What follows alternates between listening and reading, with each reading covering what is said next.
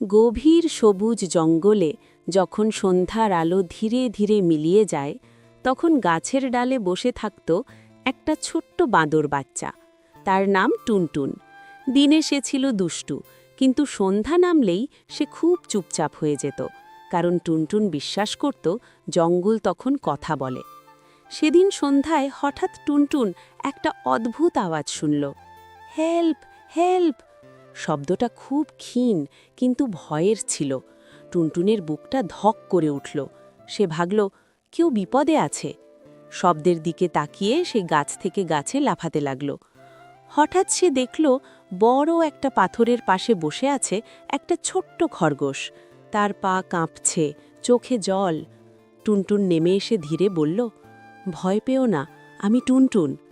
খরগোশ ফিসফিস করে বলল, আমি আমার মায়ের কাছে যেতে পারছি না, জঙ্গলটা আজ বদলে গেছে। টুনটুন বুঝল সন্ধ্যায় জঙ্গল ভিন্ন রকম হয়ে যায়, পরিচিত পথও অচেনা লাগে।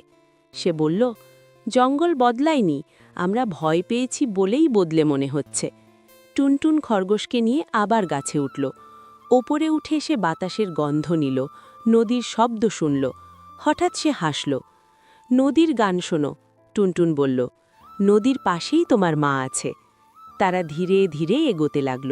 পথে অন্ধকার, পাতার শব্দ, পাখিদের নীরবতা, সবকিছু একটু ভয়ঙ্কর লাগছিল, কিন্তু টুনটুন সামনে থাকায় খরগোশের আর ভয় লাগল না। শেষে তারা নদীর কাছে পৌঁছল।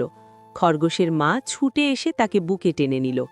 খরগোশ মায়ের কোল থেকে ফিরে এসে বলল, আজ জঙ্গল আমাকে ভয় দেখায়নি, আজ জঙ্গল আমাকে বন্ধু দিয়েছে।